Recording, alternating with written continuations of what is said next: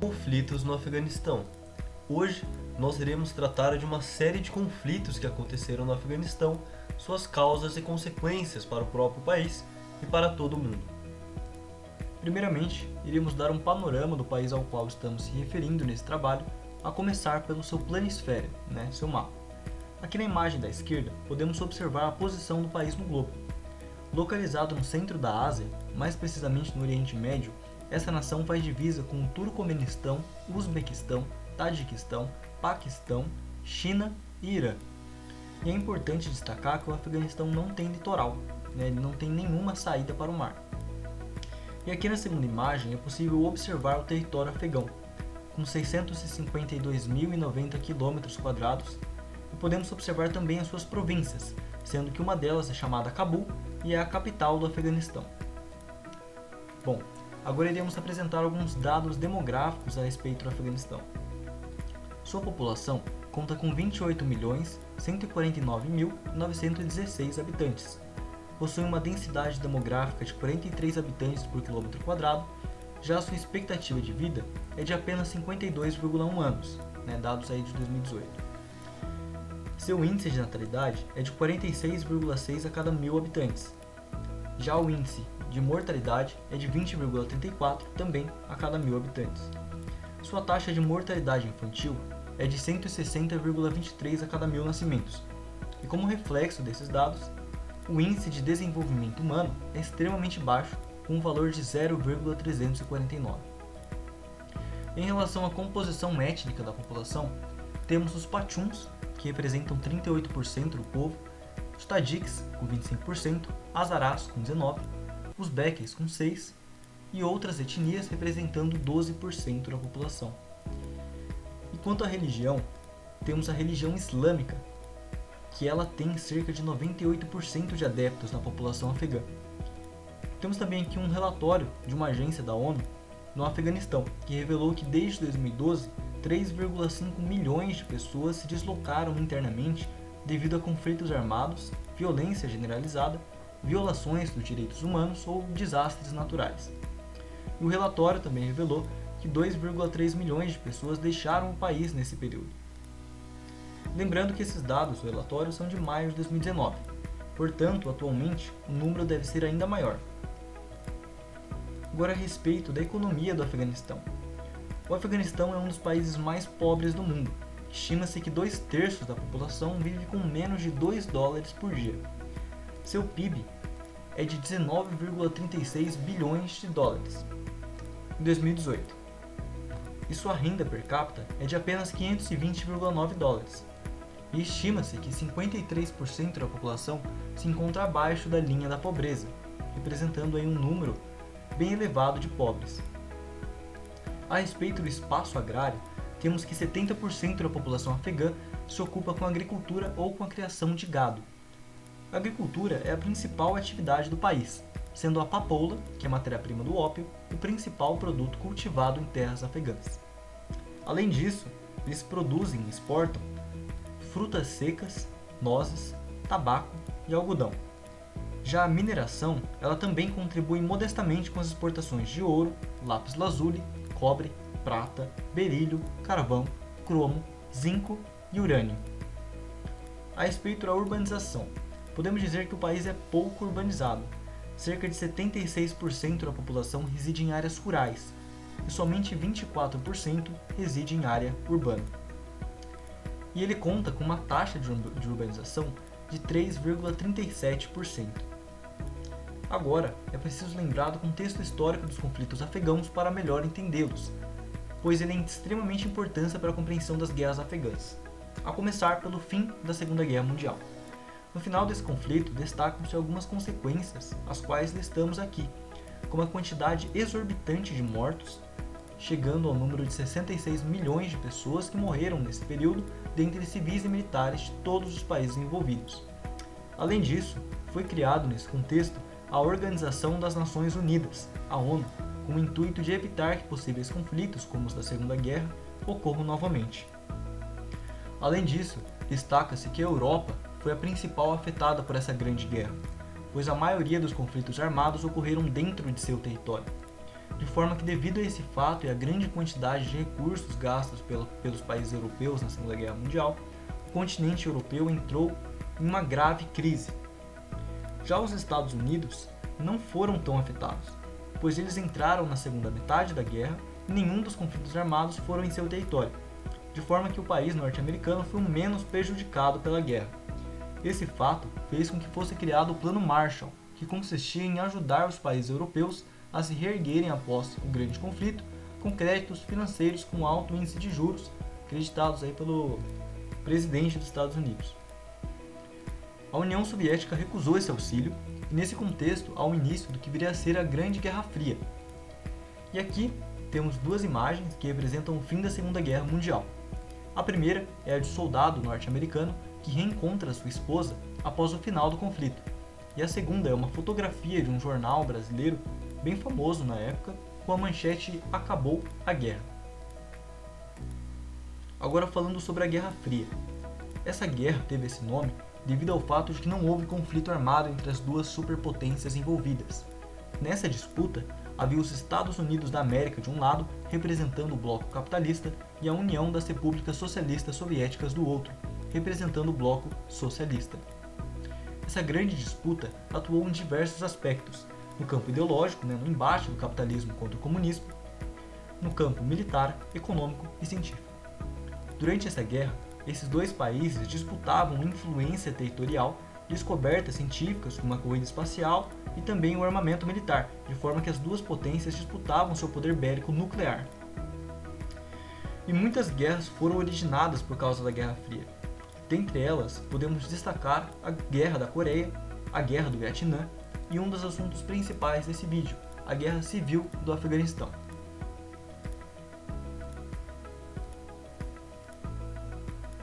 Para falar sobre a Guerra Civil do Afeganistão de 1979, é preciso antes conhecer a Revolução de Saur. E, primeiramente, conhecer os antecedentes dessa revolução. Em 1970, ocorreu o fim da monarquia e o poder político foi dado a um homem chamado Mohammad Daoud Khan, através de um golpe de Estado. Esse governo não agradou à União Soviética, pelo fato de que ele se aproximava de países como a Iugoslávia e o Irã. Ele enfrentava uma forte oposição do Partido Democrático Afegão, que tinha auxílio da União Soviética. Agora a respeito da Revolução em si. Então, em 1978, ocorre de fato a Revolução de Saur, em que os comunistas do PDPA tomaram o poder e colocaram como presidente Nur Muhammad Taraki. Esse novo governo teve uma série de medidas socialistas, como a reforma agrária e a educação laica. Esse governo não agradou grande parte da população, principalmente a do interior, caracterizada pelo conservadorismo religioso. Assim, formaram-se então grupos rebeldes conhecidos como Mujahideen, dando início ao que viria a ser a Guerra Civil Afegã. Agora falando sobre a Guerra Civil do Afeganistão. Então, aconteceram, nesse período, diversas revoltas por todo o país, causada pelo grupo Mujahideen, gerando uma instabilidade no governo afegão. Nesse período, houve também disputas internas dentro do Partido Democrático Popular Afegão, o que levou a um terceiro golpe de Estado em que assumiu o poder o líder Hafizullah Amin. Esse governo não agradava à União Soviética, por medo desse novo presidente desfazer a aliança com a potência comunista e fazer outra com os Estados Unidos. Além disso, a incapacidade desse novo governo de controlar as revoltas dos rebeldes foi outro motivo que levou os soviéticos a intervir no governo afegão. Invasão soviética. A invasão soviética ela foi iniciada oficialmente com cerca de 8.500 homens enviados diretamente para Cabul. Essas tropas destruíram o poder de Hafizullah Amin, que foi executado e foi empossado outro presidente chamado Babrak Karmal. Essas tropas tomaram conta das grandes cidades afegãs e começaram a combater diretamente os grupos rebeldes. Muitos países como os Estados Unidos, o Irã, Reino Unido, Paquistão apoiavam os Mujahideen.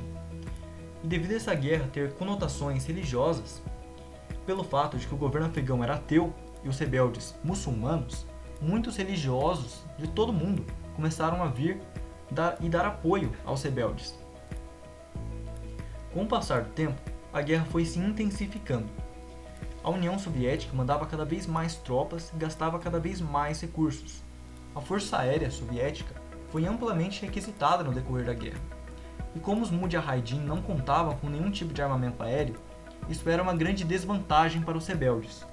No entanto, esse cenário muda em 1986, quando os Estados Unidos começaram a fornecer aos grupos Mujahideen armamentos antiaéreos, como a FM-92 Stinger, o que fez com que os grupos rebeldes retomassem a vantagem na guerra, mudando o cenário do conflito e causando imensos prejuízos para a União Soviética. Então, em 1987 e 1988, a potência soviética decide evacuar suas tropas do Afeganistão, deixando o governo afegão no controle da guerra novamente, sendo que em 1989 todas as tropas já tinham sido retiradas. Essa decisão foi feita devido aos grandes custos e prejuízos que a guerra contra os Mujahideen causaram à União Soviética. Grande parte das pessoas já queriam o fim do conflito. Até 1991, a potência comunista dava apoio logístico ao governo afegão, mas esse apoio termina com o colapso da União Soviética em 1992. E aí então ocorre a destituição do então presidente afegão Mohammad Najibullah e ao fim do governo comunista e a criação de um novo governo, uma república islâmica. Agora falando sobre as consequências da guerra afegã de 1979. Com certeza, uma das principais consequências foi a quantidade de mortos causados por esse conflito. Estima-se que a União Soviética perdeu 15 mil soldados, o governo afegão 18 mil. Já os Mujahideen tiveram um número de mortos bem maior, com cerca de 85 mil soldados. Além disso, tiveram ainda as mortes de civis, que totalizaram algo entre 500 mil a 2 milhões de mortos. Lembrando que não há um dado preciso a respeito disso, somente estimativas. E a economia soviética se encontrava devastada após o conflito, que gerou cerca de 2,6 bilhões de dólares entre ajuda econômica e gastos militares. Essa despesa teve um peso fortíssimo sobre a economia nacional, que passou por uma crise entre o final da década de 1980 e o início de 1990. Crise a qual resultará no colapso da União Soviética. Então podemos dizer que o fim da União Soviética foi também uma consequência da Guerra Civil do Afeganistão de 1979. Outra grave consequência dessa guerra foi também o fortalecimento dos rebeldes islâmicos, sobretudo por conta desse financiamento internacional, principalmente dos Estados Unidos. Esses segmentos rebeldes possuíam ideais fundamentalistas islâmicos. Além disso, dos Mujahideen surgiram dois grandes grupos terroristas da atualidade, a Al-Qaeda e o Talibã. Falaremos agora da Guerra Civil Afegã, que aconteceu de 1992 a 1996. A fase da Guerra Civil do Afeganistão, que durou de 1992 a 1996, começou com a renúncia do presidente comunista Mohammad Najibullah. Isso permitiu a entrada dos grupos de Mujahideens em Cabul. O que se viu a seguir foi uma guerra entre as várias facções e etnias para decidir quem iria tomar o poder. Em determinado momento, a capital Cabul e o resto do país estavam divididos em vários fragmentos, dominados por diversos grupos. Entre abril de 1992 e maio de 1993, havia uma aliança entre as forças da Surah-e-Nizar, também conhecida como Conselho da Supervisão do Norte, que liderava forças oriundas do norte do país, e o Hezb-e-Wahda, Partido da Unidade Islâmica do Afeganistão, que agrupa militantes xiitas. Do outro lado, havia outra aliança liderada pelo Hezb-e-Islami, também conhecido como Partido do Islã, que agrupava militantes oriundos do sul do país, liderados por Gulbuddin Hekmatyar. A partir de maio de 1993, passou a existir uma nova configuração das alianças. Agora, de um lado, a Shura-e-Nizar, Conselho da Supervisão do Norte, e todos os comandantes pertencentes à Jamiat-e-Islami, Sociedade do Islã, incluindo Ismail Khan, que governava a província de Herat, e outros grupos menores.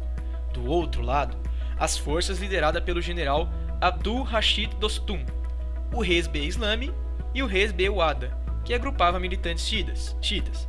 Portanto, antes de maio de 1993, tínhamos de um lado o Conselho de Supervisão do Norte, o Partido da Unidade Islâmica do Afeganistão, que agrupavam militantes xiitas, e do outro lado o Partido do Islã e militantes oriundos do Sul.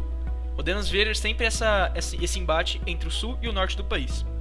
Após 1993, com a nova configuração, passou-se a existir, de um lado, o Conselho da Supervisão do Norte e os comandantes da Sociedade do Islã, e do outro lado, forças lideradas pelo general Abdul Rashid Dostum, o Partido do Islã, o Partido da Unidade Islâmica do Afeganistão e militantes xiitas. Embora não tenha havido nenhuma autoridade central efetiva no período compreendido a partir de abril de 1992, os líderes das principais facções em guerra ocupavam cargos em um governo dividido e ineficaz. Durante a maior parte de 1994, uma aliança de grupos liderados pelo Jamiat-e-Islami manteve o controle da maior parte de Cabul, e a aliança de oposição liderada pelo Hezb-e-Islami controlava as outras partes da capital. Outros grupos, aliados a um dos blocos principais, controlavam o resto do país, onde existiam estruturas quase governamentais. A partir de fevereiro de 1995, surge uma nova força política, conhecida como Talibã, estudantes religiosos ou movimento fundamentalista, que rapidamente tomou o controle de 9 das 30 províncias do Afeganistão. Alguns observadores acreditam que o Talibã era apoiado pelo Paquistão e pela Arábia Saudita. Uma de suas conquistas mais significativas foi a captura, em fevereiro de 1995, da sede do Hezb-e-Islami em Sharaziab, ao sul de Cabul. No slide, no canto inferior à direita, podemos ver o território do Afeganistão dividido. Nas cores vermelhas e verde, representam a Aliança do Norte, e a amarela, essa nova força que acabou de surgir, também conhecido como os Talibã. Essa etapa da Guerra Civil só foi terminada quando o Talibã, uma organização extremista, assumiu o controle de fato de mais da metade do Afeganistão, incluindo a própria capital Cabul, conquistada em 27 de setembro de 1996. Neste mesmo ano, os fundamentalistas do Talibã formaram um novo regime chamado de Emirado Islâmico do Afeganistão, que, embora não reconhecido internacionalmente, exercia a real autoridade sobre boa parte do território afegão, impondo à população uma visão estrita da Sharia, também conhecido como lei islâmica, nas regiões que controlavam. O governo deposto fugiu para o norte e formou uma aliança de resistência aos extremistas que dominavam a nação, chamada de Aliança do Norte, na província de Jowzjan, que fica na fronteira tríplice entre o Afeganistão, Turcomenistão e o Uzbequistão. Agora falaremos do último conflito em que o Afeganistão foi envolvido, que começou em 2001 e ainda existe até hoje. A Guerra do Afeganistão, também chamada de Segunda Guerra do Afeganistão, é a atual fase da Guerra Civil Afegã, que opôs inicialmente, de outubro a novembro de 2001, os Estados Unidos, com a contribuição militar da Organização Armada Muçulmana Aliança do Norte e de outros países ocidentais, Reino Unido, França, Canadá e outros, ao regime talibã. A invasão do Afeganistão, liderada pelos americanos, teve início em 7 de outubro de 2001, a revelia das Nações Unidas, que não autorizaram a invasão do país. O objetivo declarado da invasão era encontrar Osama Bin Laden e outros líderes da Al-Qaeda, destruir toda a organização e remover do poder o regime talibã, que alegadamente dera apoio a Bin Laden. A invasão marcou o início da guerra contra o terrorismo, declarada pelo governo Bush, após os atentados de 11 de setembro. A Aliança do Norte, grupo armado adversário dos talibãs, forneceu a maior parte das forças terrestres, enquanto os Estados Unidos e a OTAN ofereceram na fase inicial o apoio tático, aéreo e logístico. No slide podemos observar, à esquerda, a bandeira do Afeganistão no período onde o Conselho do Norte dominava. Na bandeira da direita, o símbolo da bandeira da OTAN. Na segunda fase, após a recaptura de Cabul, as tropas ocidentais aumentaram a sua presença a nível local. Nos Estados Unidos, a guerra é também conhecida pelo nome militar de Operação Liberdade Dourada.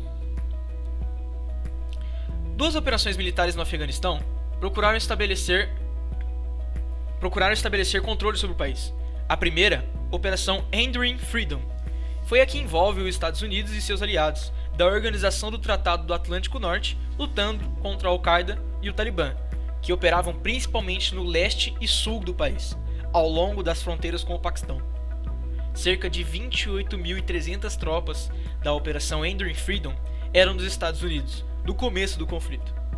A segunda operação começou com a formação da Força Internacional de Assistência para a Segurança, ISAF, inicialmente criada pelo Conselho de Segurança da ONU, no final de dezembro de 2001, para garantir Cabul e seus arredores com o propósito de estabilizar o país e derrotar a insurgência. A OTAN assumiu o controle da ISAF em 2003. Até dezembro de 2008, as forças internacionais possuíam cerca de 51.350 soldados de 41 países, com os membros da OTAN proporcionando o núcleo das tropas. No auge das operações militares, em 2011, os Estados Unidos tinham cerca de 100 mil soldados no Afeganistão. A segunda maior força era do Reino Unido, com 10 mil combatentes. O ataque inicial removeu o Talibã do poder, mas logo uma insurgência liderada pelos fundamentalistas recuperou sua força. A guerra foi menos bem sucedida na consecução do objetivo de restringir o movimento Al-Qaeda. Desde 2006, o Afeganistão tem visto as ameaças à sua estabilidade no aumento da atividade insurgente do Talibã e nos altos níveis de produção de drogas ilegais e um frágil governo com controle limitado fora de Cabul. Em 1º de agosto de 2010, os Países Baixos tornam-se o primeiro país membro da OTAN a retirar suas tropas do Afeganistão. Quase todas as tropas não americanas ou britânicas já haviam deixado o Afeganistão ao final de 2014, isso é, 13 anos depois de iniciada a ocupação militar no país. A Guerra do Afeganistão já é o mais longo conflito da história dos Estados Unidos, e seu custo financeiro entre 2001 e 2011 é calculado em 468 bilhões de dólares para os americanos. Na época, os analistas não acreditavam em vitória militar num país sob o governo corrupto de Hamid Karzai, posto no cargo pelos Estados Unidos, porém reeleito em eleições supostamente fraudadas futuramente, e dividido entre diversas etnias, tribos e áreas de influência de senhores de guerra.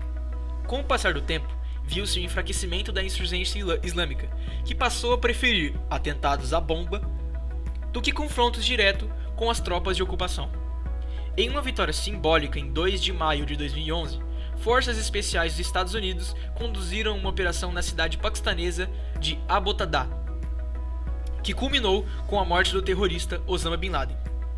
Em 22 de junho de 2011, o presidente americano Barack Obama anunciou que os Estados Unidos dariam início a uma retirada sistemática de soldados e equipamentos do país ainda em 2011. Em dezembro de 2014, as potências ocidentais da OTAN oficialmente encerraram suas missões de combate no Afeganistão, assumindo uma postura de apoio ao governo afegão para combater os rebeldes islamitas. Ainda assim, o país segue instável internamente, com frequentes atentados à bomba e insurgência frequente por parte dos talibãs. Em maio de 2017, cerca de 13 mil militares estrangeiros, a maior parte americanos, ainda estavam estacionados no Afeganistão, sem um prazo formal para se retirarem, com a violência sectária e religiosa no país ganhando força novamente.